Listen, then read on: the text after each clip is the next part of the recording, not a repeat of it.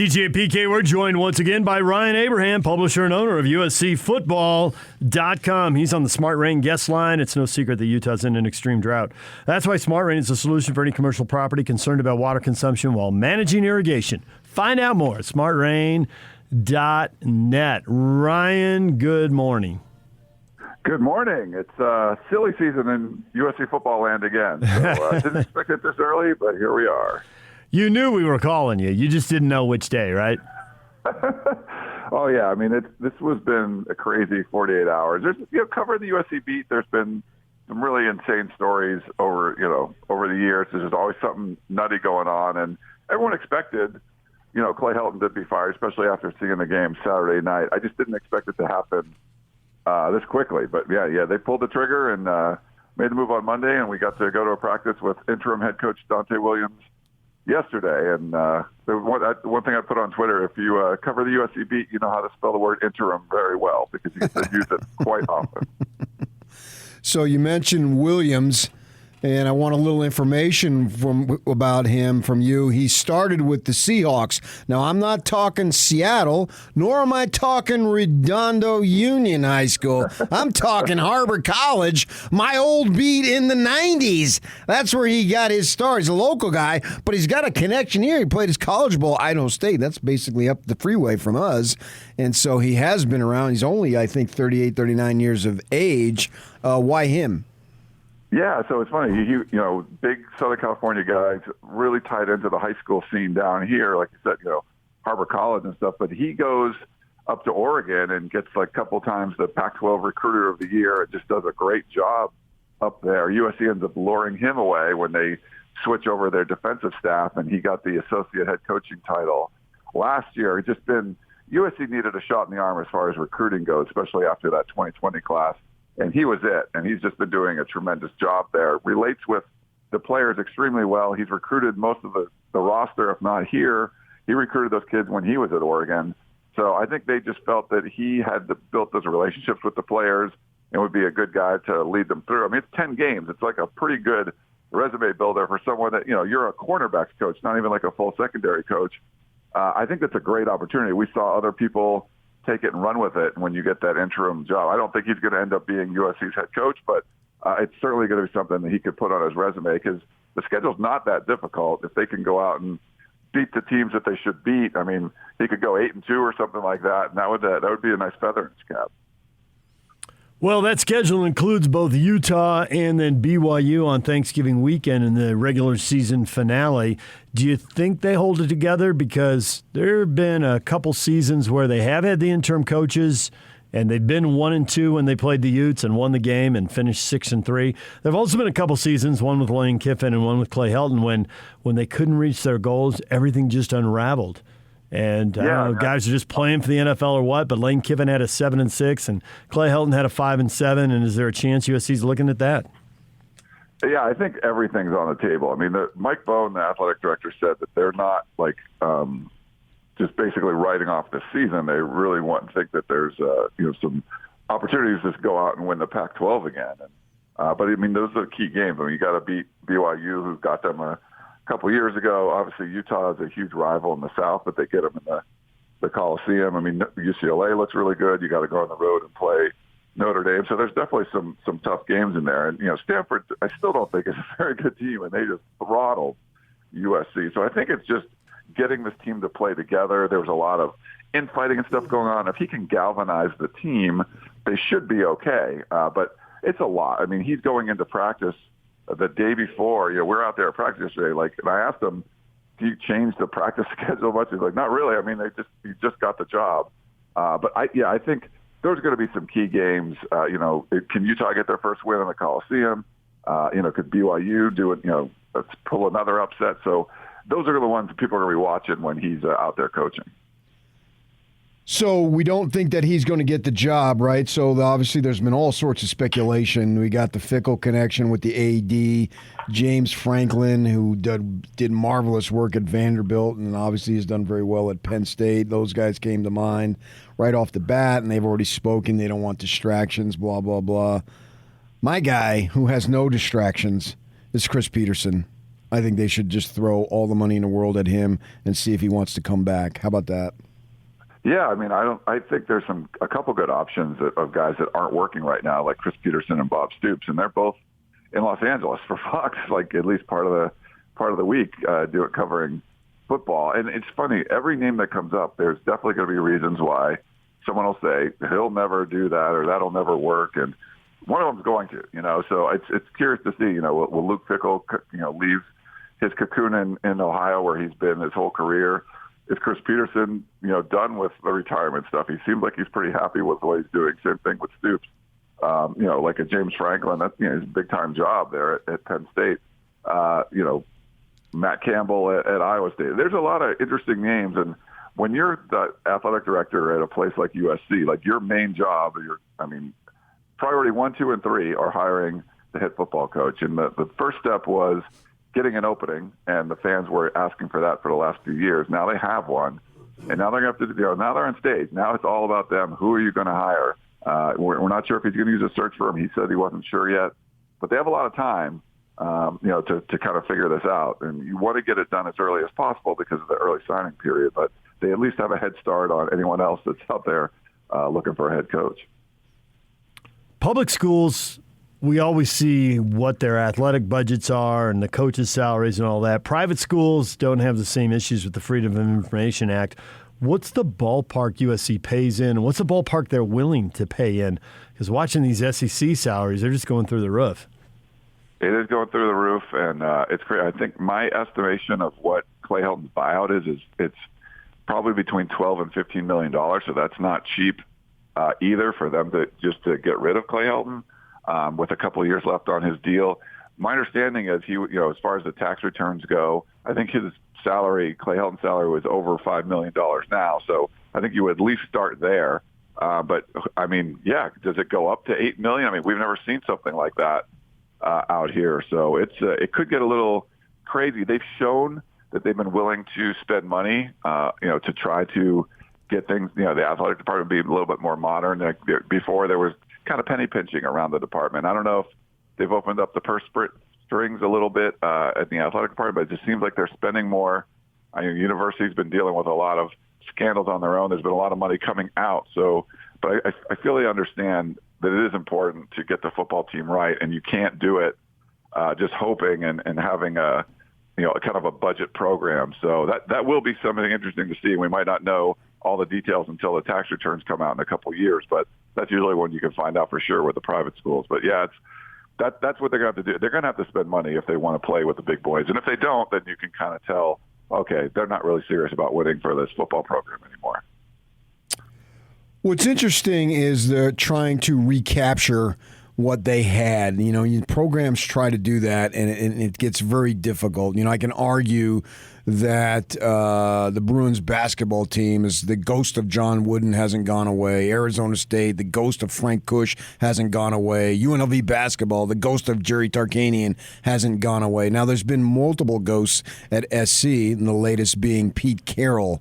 How long is that going to take, and will that ghost ever go away? And what I mean by, can SC get back to what they had? Because they had it once, like those other schools did, but we're starting to get a distance between that and now. Makes me wonder how realistic it is. Yeah, that's a good point. I think the fact that there's multiple ghosts is what you have to look at. It's a brand. Has Texas been all that successful in the last 10 years, 15 years, basically since USC was really successful? No, but they're still a huge brand because of the history, the fan base, tradition, and all that. And that's why the SEC would try to take them away. And that's why just them leaving the Big 12 would crush the conference. And I think it's the same thing with USC. You just need the right coach. It's a sleeping giant. If you get a right, good leadership in there, it's a blueprint for being successful. And I think USC, you almost have to try to screw USC football up. And that's really what they've done with the athletic directors they've had before. So the hope, if you're a USC fan, is that, Mike Bohn's the right guy. They're going to go out and make a great hire and just give yourself a much more reasonable chance of success. Not basically before you were hiring someone and hoping that the tradition sort of drag them along. You want a coach that's going to be driving this bus, not the USC brand driving the bus, and you just hire someone like a Clay Helton that's along for the ride. You don't want someone that's along for the ride. You want someone that's going to control things and take things over. And if they can do that, I think USC can get back on top. So if I offered you USC or the field in the Pac-12 South right now, which one would you take? I'm going field. I like the way UCLA's playing. I was a little shocked at the Utah BYU game because BYU didn't look that great in the opener, but I still think Utah's a formidable opponent. And, Arizona State's a wild card to me because, any minute, Herm Edwards might not be there with all the stuff that's going on, but they seem like they're, you're getting through things. They have an easy early part of the schedule. USC's still really talented, but, you've switched head coaches. I just think there's a lot that can go wrong, and they already have a Pac-12 loss, so I'll definitely take the field on that one. USC can win it for sure, but at this point, I'll go field. Their backup quarterback's a local kid, Dart. I'm assuming, I don't know this, you'd probably know more, that Slovis tries his hand in the NFL. I know they got another 4 or 5-star kid, was named Miller, and then probably got some guys in the pipeline. How do you think that shakes out? Yeah, I like the way Jackson Dart's played well. He was named the backup quarterback. He competed with Miller Moss, who's more of a local kid. They got Devin Brown, a 2022 kid who's looked really good. He's throwing like 6 or 7 touchdowns a game, where Dart played in high school. So there's some interesting developments there, but I don't know as far as because they're picking a new head coach, is Graham Harrell going to be around? Graham and Keaton are tight. I think Slovis would go, but if he doesn't have a great rest of the year, maybe he wants to stay. Dart's also pretty tight with Graham Harrell. So I think there's going to be a shakeup, obviously, with a new head coach. And the way Graham Harrell's, the offense hasn't really been performing that well. So I think before he would have been someone that you thought a new coach would want to keep. Unless the offense turns things around, scoring 23 points a game is not going to cut it in college football nowadays, and that's what they've been doing. So I think the quarterback room is going to be affected by who the coaches are because those guys have pretty close ties. Well, Ryan, as always, we appreciate it. Thanks for joining us, and we will talk to you again as the Utah-USC game approaches. That should be a really good one. Yeah, I can't wait. And thanks for having me on, guys. Ryan Abraham, you can read him at uscfootball.com. He's been on the show a lot, follows it closely. You would take the field over USC right now, wouldn't you? It's so early to say. I know. It's Sports Talk Radio. We're built on sand. We'll have a new opinion in 2 weeks. I thought he hit on it. First off, you got multiple chances if you take the field, and USC already has a loss. Well, that's big. They've already got a loss, yeah. Right. But at the ssame time, you easily can win it with one loss. All you got to do is... You may well be able to win it with somebody's going to have to go undefeated. Right. You may well be able to win it with 2. 7-2's won this division before. Yeah, it's I love this. They lost to a northern team, so it's not like they lost a tiebreaker there. Right. I always enjoy... Well, the goal is to win all our games, and then you lose one. Well, it doesn't affect us in conference. And then you lose the first one. Well, we still, all we got to do, they're going to lose a game. You just start checking off goals. The go tide's down, coming down. in. The tide's coming in. You just drop back and build a new sandcastle. Every coach does that every year, and Kyle did it Saturday night. Oh, this doesn't affect any of our goals. Our goals still go to the Rose Bowl. Okay, well, what happens when you get 3 losses or 2 losses, it gets more difficult. Or when you get eliminated, then it becomes bowl eligible. And you hope your program doesn't get down to bowl eligible. Deep in November and you're striving for bowl eligibility. Now, if you're Arizona, you hope that. You hope you have a shot. Obviously, they're in a different situation right now. 3 or 4 years, they probably won't be. But all coaches do that, and they check off their goals that way. And when they lose the first game, if it's a non-conference game, and even a conference game, that wasn't devastating by any stretch. It's just that, if they would have – I wonder if Helton would have got fired if the Cardinal didn't look like garbage against Kansas State and the loss against Stanford was closer. But you combine, wait a second, they got like 34-7 or something was the score? 24-7. 24-7, and they obviously were not effective against Kansas State, and then they turn around and just blow you out. That was a double shocker, and if Stanford had been 2-0 and ranked 10, might have played differently. But that's only going to play one way in L.A. They got They got totally humbled by K-State and then just came in and dominated. Right, so you. I know. So part of the reason he gets fired is because Stanford looked crappy against Kansas State. Doesn't really make any sense.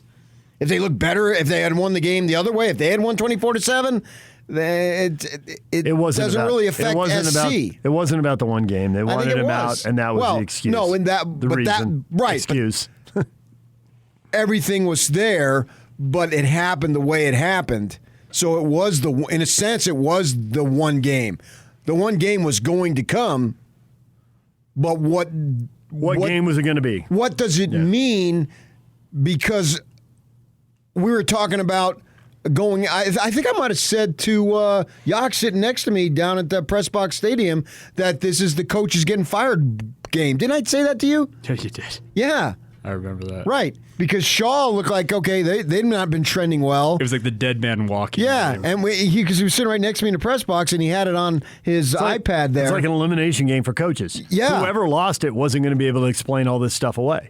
Yeah, I didn't think it was going to be essentially the next day. Yeah, I felt like Shaw would have been able to get away with it a little easier than Helton would have, but it still was something you can't explain readily. Right, and sure enough, it happened there. But I don't know. The point being that it's long lasting. That this is who the Trojans are this season. I'm not willing to just trash them just yet. They lost. They sucked. No doubt about it. But at the same time, what does that mean for the rest of the season? I can't say. I can guess, and I can say, sure, I'm going to take the field. No doubt about it. But who is the field? The other 5 teams in the South. Okay, but only one of them is going to win it. Right. So who's going to win it? Don't tell me the field. I always thought that was a dumb thing. When there's only in golf, the field. Okay, but you can't predict who's going to win golf from week to week. Field. Right, but the field is enormous. Right. Here, the field is 4 teams. Yep. I don't want to know that any of those 4 teams are going to win. I want to know who you think is going to win of those 4 teams if you don't think it's SC. And obviously it's not Arizona because they need time to reload. DJ and PK. Don't give me the field. DJ and PK, it's 97.5 at 1280 The Zone.